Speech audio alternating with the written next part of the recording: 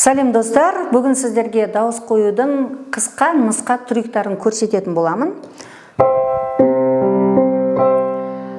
Әнді айтқан кезде, міне, алақанда үкі тұр, ауалдық, жай бос жібере саламыз. Осылай дауыспен орындаймыз. Міне. Деген орнына дауыс қоямыз.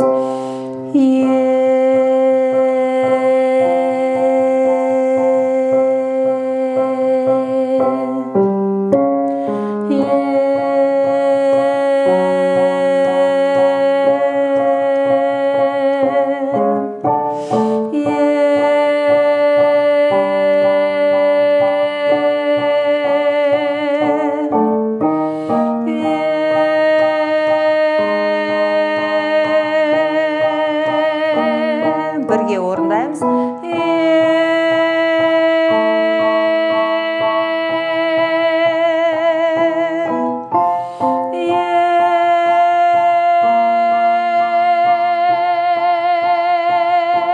Қайтамыз.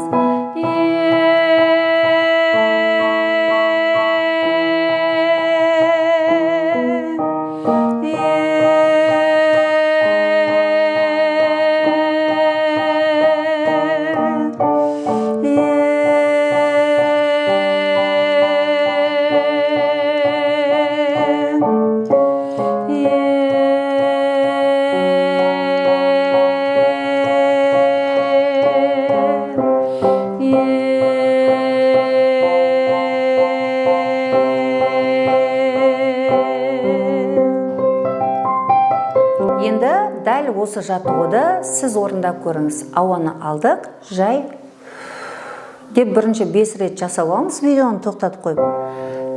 Ауаны алдық деп жібере салыңыз. Осы жаттығуды 5 рет жасап алыңыз да, осы дауыс жаттығуын өзіңіз жасап көріңіз. Мен тек музыкасын ойнайым.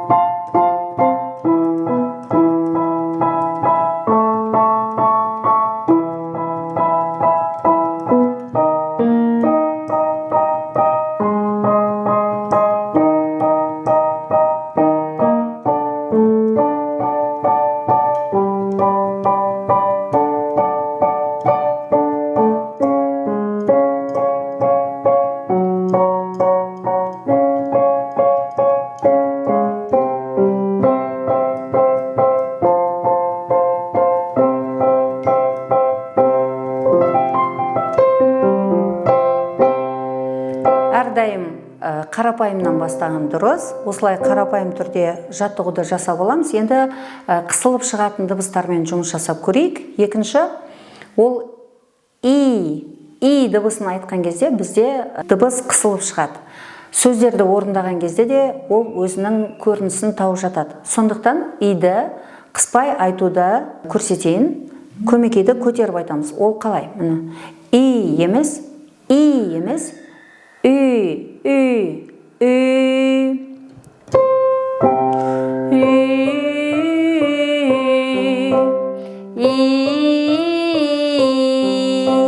қысыңқы шығады.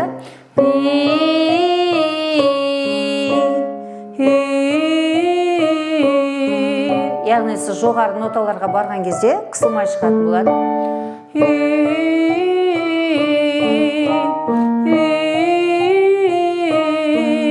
Бұл жерде де жаңағы техниканы қолданамыз. Ауаны алдықта жібере саламыз, е?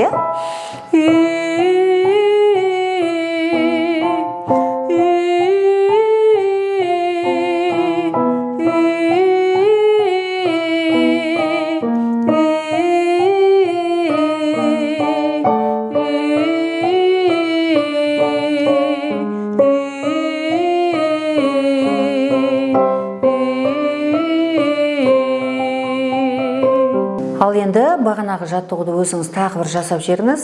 Сіздің үйреншікті қалыпқа көшкеніңізше, міне, ауаны алдық, өкін өрлейміз.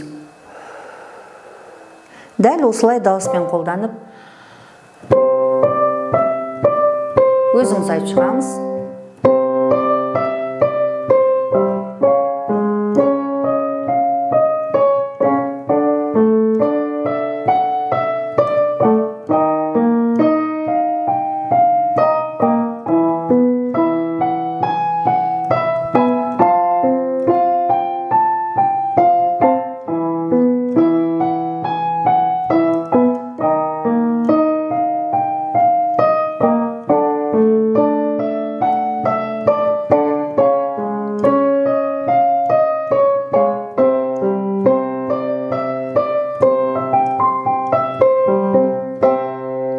Келесі жаттығуымыз ол резонатормен жұмыс. Резонатор дегеніміз ол біздің дауысымызды күшейтіп шығаратын біздің аппаратымыз.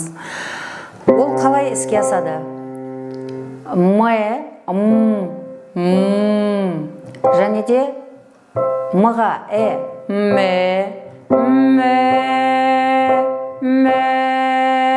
көмекейді көтеріп, кішкене дауысты алдыға тартып айтамыз. Және де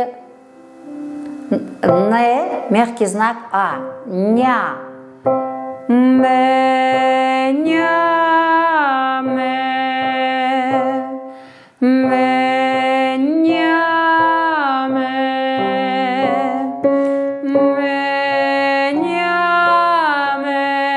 Міне осы буындарда біздің резонаторымыз жақсы жұмыс жасап жатыр.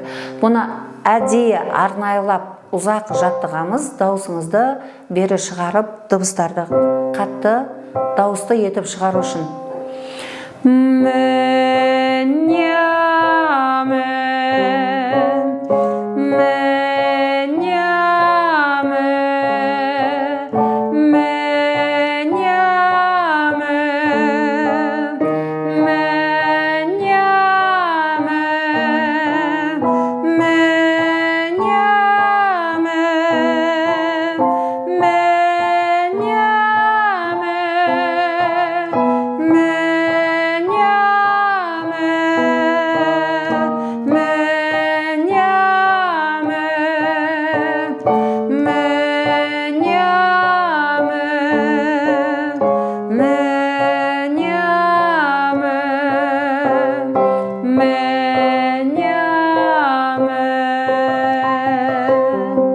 Енді мен тек қана музыкасын ойнаймын, сіз өзіңіз айтып көріңіз, міндетті түрде дауысыңызды келесі телефонға басыңыз.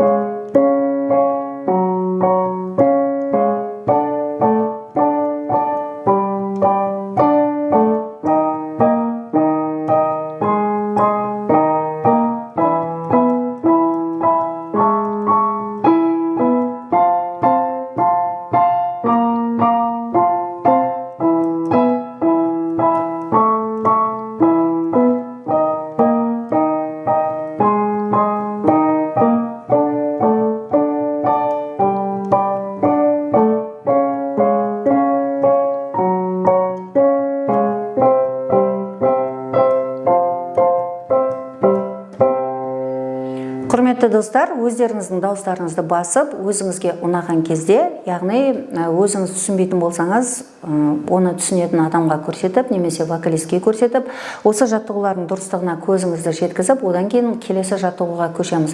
Келесі үшінші трюк бізде ол диапазонды кеңейту. Диапазонды қалай кеңейтеміз? Диапазонды кеңейту үшін үш тәсіл қолданамыз. Біріншісі ол дұрыс ауа алу, екіншісі дауысты жарқын шығару, анық шығару, үшіншісі ол әрине көмекейді көтеріп айту. Қазір көрсетейін.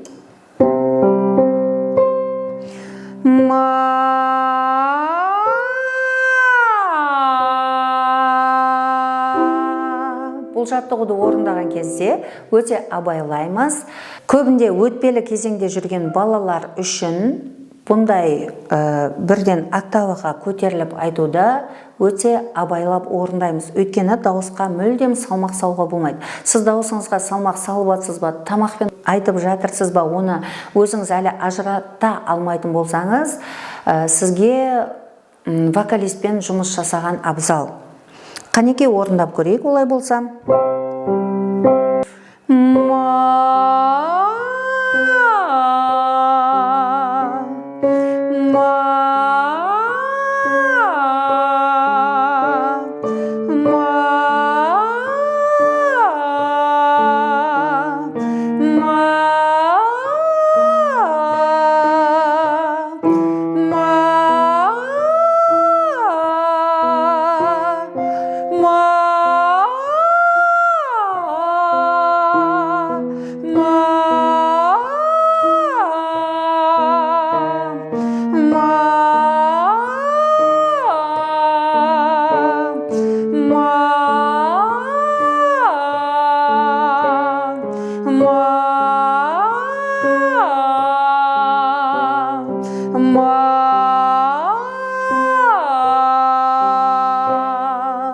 Қанекей, өзіміз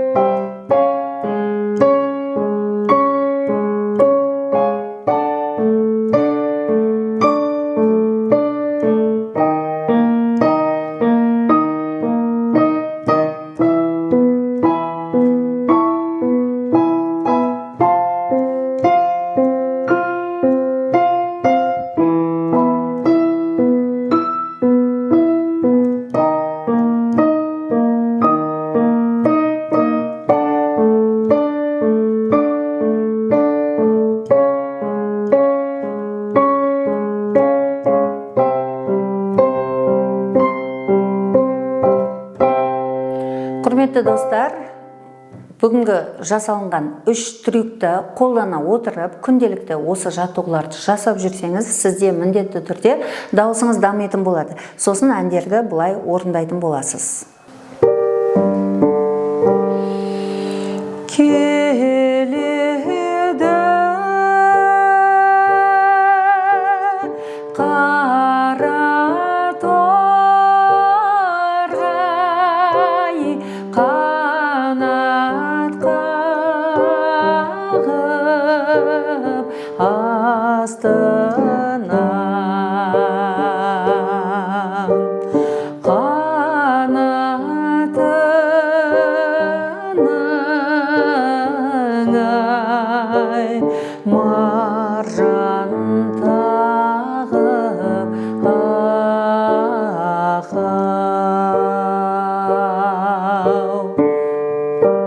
Сонымен қорытындылайық. Бірінші, дұрыс тыныс алып, дауысты өте еркін бос шығару үкі техникасы.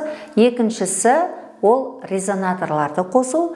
Әрине, үшіншісі, дұрыс тыныс алуменен көмекейді көтеріп айтып, дауысыңыздың диапазонын жеткізіп әнді орындайсыз. Кез келген әнді орындау үшін ең басында вокалдың тыныс жаттығулары және дауыс жаттығуларын орындап, содан кейін барып әнді орындайтын болсаңыз, сіздің дауысыңыз еркін жететін болады. Сіздерге сәттілік. Біздің каналымызбенен басқа достарыңызбен бөлісіп отырыңыз. Әрдайым бізге өздеріңіздің сұрақтарыңызды қойып отырыңыздар. Біз сіздерге міндетті түрде жауап беріп отырамыз. Көріскенше сау саламатта болайық достар.